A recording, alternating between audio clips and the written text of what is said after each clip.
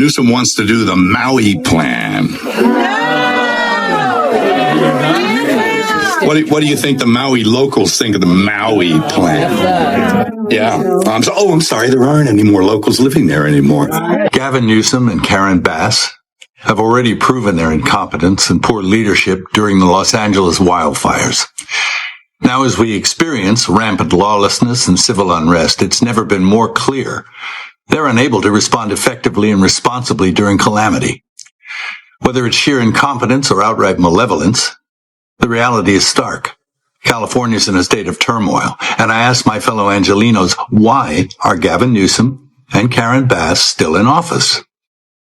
How much more of their destructive decision-making masquerading as leadership are we going to tolerate? Mel Gibson has stepped into the political spotlight again, and this time his comments are aimed directly at Gavin Newsom. The longtime Hollywood star is raising concerns about the direction of California, especially when it comes to the state's struggling film industry. His remarks add fuel to a growing debate about whether California is losing its edge as the heart of American entertainment. Gibson argues that the state's policies and economic climate are pushing productions elsewhere, weakening what was once an untouchable film empire. For decades, Hollywood symbolized opportunity, creativity, and global influence. Now, critics say rising costs, regulation, and competition from other states and countries are reshaping the industry. Gibson's comments reflect a broader frustration shared by some filmmakers and business leaders who feel the system is becoming harder to navigate. Supporters of Newsom push back, point in efforts to keep production in the state and invest in local jobs. But Gibson's blunt criticism has sparked fresh attention on the issue, turning it into another flashpoint in the larger political conversation about California's future. If you're following the clash between entertainment, politics, and economic policy, this debate is far from over. Newsom, since he's been in whatever you call it, office, has brought us nothing but rampant crime, acute homelessness, horrendous inflation. I mean, the industry I work in, the film industry, this used to be the mecca of filmdom. It is no more. Mel Gibson sharply criticized Gavin Newsom, blaming him for what he sees as a series of growing problems across California. Gibson argues that crime has increased in many areas. Everyday costs are putting heavy pressure on families, and homelessness remains a visible and painful issue in major cities. In his view, these challenges have expanded during Newsom's time in office, and he believes stronger leadership is needed. He also turned his focus to the entertainment industry, saying Hollywood has lost some of its former strength. Gibson claims that rising production costs, regulations, and competition from other states have weakened California's position as the center of filmmaking. What was once seen as an unmatched creative and economic engine, he suggests, now faces serious competition and uncertainty. Supporters of Newsom counter that the state has invested in public safety programs, economic recovery efforts, and film tax incentives to keep productions local. But Gibson's criticism adds to the ongoing debate over California's direction and whether current policies are helping the state thrive or holding it back. And the tech industries have taken off, and many businesses and industries, they just left. They blew out of town because he's made it untenable for people to make a living here. Critics of Gavin Newsom often point to a clear trend. Several major companies have moved their headquarters out of California in recent years, citing high taxes, rising operating costs, and heavy regulation. For example, Tesla Incorporated shifted its headquarters to Texas. Oracle Corporation relocated to Austin as well. Hewlett-Packard Enterprise moved its base to Houston. Chevron Corporation announced plans to move its headquarters, and Charles Schwab Corporation also relocated its corporate headquarters. Even Palantir Technologies shifted its base of operations. These are not small startups. They are large, influential firms that help shape California's reputation as a global business leader. Supporters of these moves argue that companies are seeking lower costs, lighter regulation, and more predictable business environments in states like Texas. Since 2019, hundreds of firms, large and small, have either relocated or expanded operations outside California, reflecting growing concern about expenses and bureaucracy. At the same time, supporters of California's leadership note that the state still holds one of the largest economies in the world, with strong technology, entertainment, and agricultural sectors. They argue that business migration is complex and influenced by multiple factors, including remote work trends and regional incentives. Still, when well-known corporations decide to leave, it sends a strong signal. For critics, the question is straightforward. Are these companies simply adjusting to market conditions, or do they see long-term challenges that others are only starting to recognize? I had a job where I had to film down the street in LA, one day filming.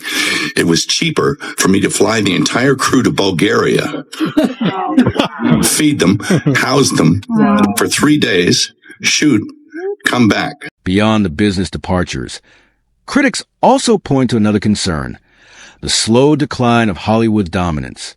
California has long been the heart of the global film industry, with Hollywood serving as a symbol of American entertainment power. For decades, major films and television shows were almost automatically produced there. Today, that grip is not as firm. Mel Gibson argues that the cost of filming in California has risen to the point where many studios simply can't justify it. Labor expenses, permitting, regulations, and overall production costs are often significantly higher than in competing regions. Countries like Canada and the United Kingdom, along with parts of Eastern Europe, offer strong tax incentives and financial rebates that attract large-scale productions. Several U.S. states have also expanded their own film tax credit programs, adding to the competition. Studios ultimately make financial decisions.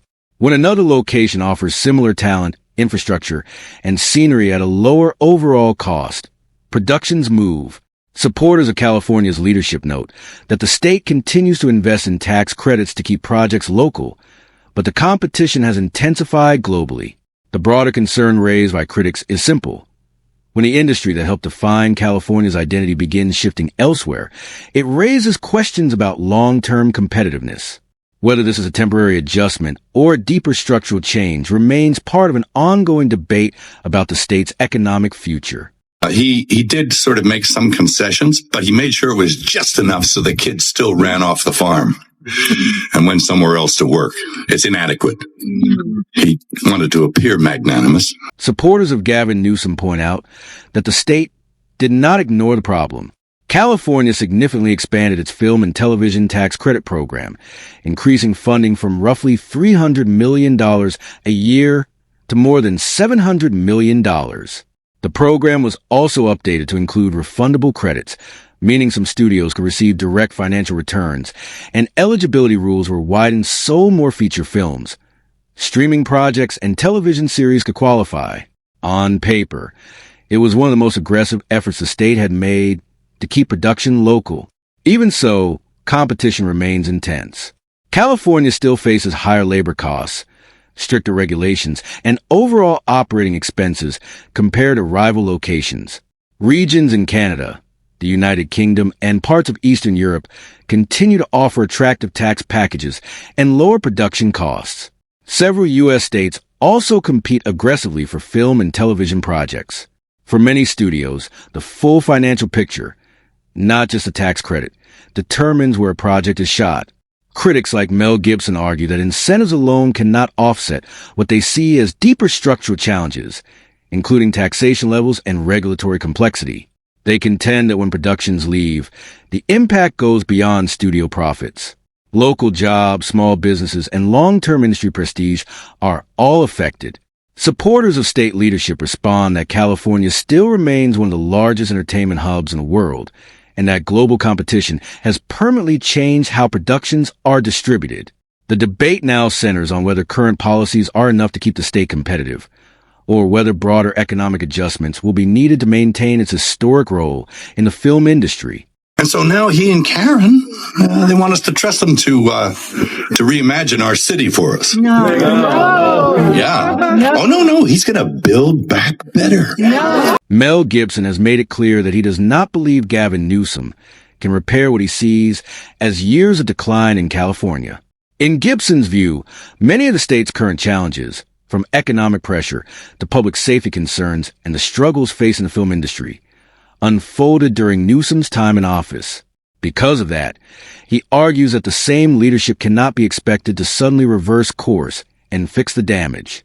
Gibson says leadership should come with accountability, not explanations or shifting blame. He claims he has not seen strong evidence of a major policy reset, that would restore confidence among businesses or residents. His criticism extends beyond Newsom. He has also voiced doubt about Karen Bass, questioning whether city and state leadership together can bring back stability or rebuild trust in key industries like entertainment. At the center of Gibson's argument is the issue of trust. He believes that once public confidence in leadership is weakened, rebuilding momentum becomes far more difficult, whether voters agree or disagree. His comments reflect a broader debate about accountability, economic direction, and the future of California's leadership. Wants to do the Maui plan. What do you think the Maui locals think of the Maui plan? Yeah. I'm sorry, there aren't any more locals living there anymore. Mel Gibson has also spoken out about the destructive wildfires that tore through the Pacific Palisades area, forcing families to evacuate and leaving widespread damage behind. He placed direct blame on Gavin Newsom, arguing that state leadership failed to take strong enough preventive steps before the fires began. Gibson claims that better forest management, preparation, and resource planning could have reduced the scale of the disaster. He also criticized the emergency response, saying it did not move quickly or effectively enough to protect homes and neighborhoods once the fires spread. In his view, what residents experienced was not just a force of nature, but the result of poor coordination and weak oversight. For Gibson, the wildfires represent more than a seasonal crisis. He sees them as a test of leadership, one he believes the state did not pass. He argues that when preparation falls short and response efforts appear disorganized, public trust suffers. Whether others agree with his assessment or not, his comments add to the broader debate over how California manages natural disasters and safeguards its communities. They all had to leave town. Do you think the people of the Palisades or Altadena are going to be consulted about how their areas are reimagined by Newsom and Bass? No. They want to build low-income housing. After the wildfires devastated the Pacific Palisades, Gavin Newsom announced plans to meet with developers and investors to assess long-term rebuilding and land use options. That move quickly drew attention. Some observers questioned the timing, arguing that the immediate focus should have remained on determining the cause of the fires, supporting displaced families, and strengthening prevention efforts to reduce the risk of further damage. Critics said the announcement created the impression that economic planning was moving ahead while many residents were still dealing with loss, evacuation, and uncertainty. They believe crisis response should prioritize accountability, emergency relief, and public safety before turning to redevelopment discussions. Supporters of state leadership counter that rebuilding planning often begins early in disaster recovery and does not replace emergency response efforts. They argue that long-term recovery and short-term relief can happen at the same time. Still, for many Californians already shaken by destruction and displacement, the optics mattered. In moments of crisis, leadership decisions and their timing are closely watched, and public perception can shape how those decisions are received. Pathetic, and despicable things I've seen was when Karen Bass, in order to shift the blame and culpability from herself, wiped it on the fire chief and threw her under the bus for speaking the truth about how the department had been defunded. In the aftermath of the fires that hit the Pacific Palisades, critics say they expected clearer accountability from Gavin Newsom and Karen Bass. Instead, some argue that public statements appear to place responsibility on fire officials rather than focusing on decisions made at higher levels of leadership. A major point of debate has been funding. Opponents claim previous budget reductions affected fire department resources, including staffing and equipment, making emergency response more difficult during extreme wildfire conditions. They question whether departments were fully prepared to handle disasters of that scale under tight financial constraints. Supporters of state and city leadership respond that wildfire response involves many complex factors, including weather conditions, terrain, and coordination across agencies.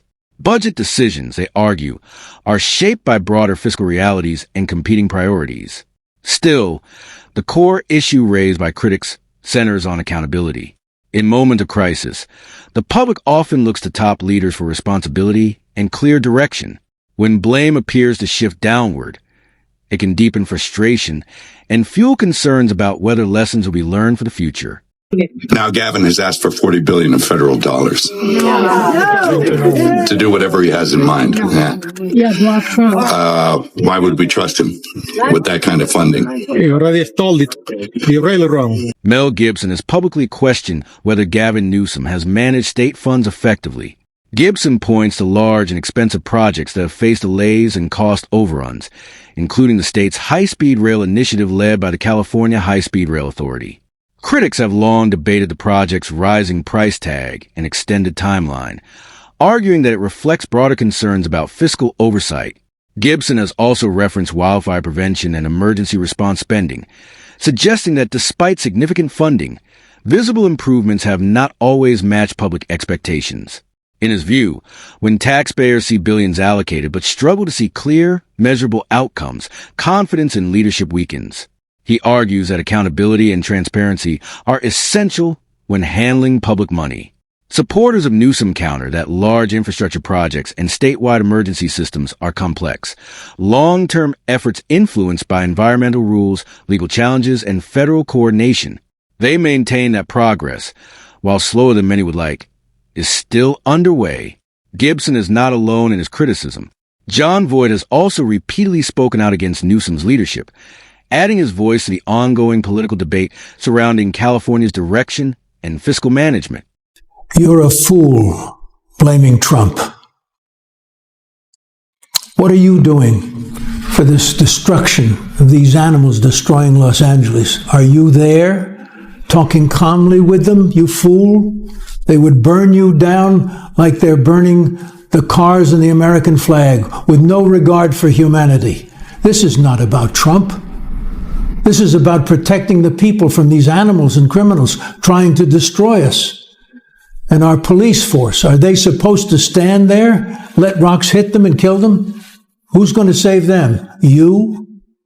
President Trump called in the National Guard and the Marines to help with these destructive, barbaric riots. John Voight was outspoken about Gavin Newsom's handling of the anti-UDS, immigration and customs enforcement protests that erupted in Los Angeles months ago.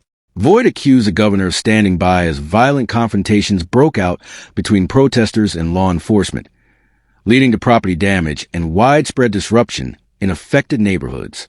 Critics, including Voight, described Newsom's response as slow, detached, and insufficient during a moment that demanded decisive leadership. As clashes intensified and images of destruction circulated nationally, pressure grew for a stronger response. In reaction, former President Donald Trump authorized the deployment of the National Guard to restore order. While the federal presence quickly helped stabilize the situation, it also sparked a heated political debate. Newsom pushed back against the deployment, calling it federal overreach. But for Voight, the damage had already been done. Voight argues that the governor's inaction revealed deeper problems in California's leadership, leaving residents vulnerable and exposing cracks in the state's ability to manage large-scale unrest. His comments have fueled broader discussions about accountability, public safety, and the role of state versus federal authority in handling protests. What you do is cause chaos for the people. You're a disgrace. You're nothing but a lying dog for the hopes of becoming the president one day. And God is my witness, truth will prevail because of your faults and your incompetence for California's failures. We the people, I stand with Donald Trump to make this state great again. For we the people choose Donald Trump to save America, and we're in danger with threats from terrorists now, and we must protect our country. This has now become good against evil, and evil will lose because our President of the United States of America was sworn in to protect this nation's greatest gifts: freedom, safety, prosperity. And he will, because he is the greatest president since Abraham Lincoln. John Voight delivered a straightforward warning to Gavin Newsom, making it clear that leadership isn't about speeches or promises. It's about results. He argued that true trust comes from delivering stability, prosperity, and confidence to the public, and he believes California has been losing all three over time. According to Voight, voters today are more aware than ever, paying close attention to how decisions made today will affect the future. California, in his view, has become a real-time example of leadership in action, and the results have left many people uneasy. Voigt also questioned whether Newsom is ready for a bigger role on the national stage. He pointed out that if the governor struggles to keep order, maintain the economy, and earn public trust in one state, it raises serious doubts about his ability to lead the country. For Voigt, ambition alone is not enough to rise to higher office. Real leadership, he said, is proven through success and tangible outcomes. In the end, he believes voters will judge Newsom by what they see happening in California today, and those observations may not be favorable. Gavin Newsom and Karen Bass have already proven their incompetence and poor leadership during the Los Angeles wildfires. Now, as we experience rampant lawlessness and civil unrest, it's never been more clear they're unable to respond effectively and responsibly during calamity. Whether it's sheer incompetence or outright malevolence, the reality is stark. California's in a state of turmoil, and I ask my fellow Angelenos, why are Gavin Newsom and Karen Bass still in office? How much more of their destructive decision-making masquerading as leadership are we going to tolerate? Mel Gibson recently made a strong statement, saying that Californians should have acted to remove Gavin Newsom and Karen Bass from office. He believes that the longer these leaders stay in power, the worse California's problems become. From rising crime and homelessness to economic struggles and a weakened film industry, Gibson argues that inaction has allowed poor management to take root. This, he says, has hurt public trust and limited opportunities for residents across the state. Gibson insists that decisive action is needed to turn things around. Whether through impeachment or another process to hold leaders accountable, he believes sending a clear message about the consequences of neglect is essential. Continuing down the current path, he warns, will only lead to more chaos and make California's decline worse. For millions who call the state home, the stakes are high and bold action, he says, cannot be postponed if the state is to recover. And that wraps up today's video. If you found this discussion interesting, make sure to hit the like button and subscribe to the channel for more videos like this. Thanks for watching, and I'll see you next time.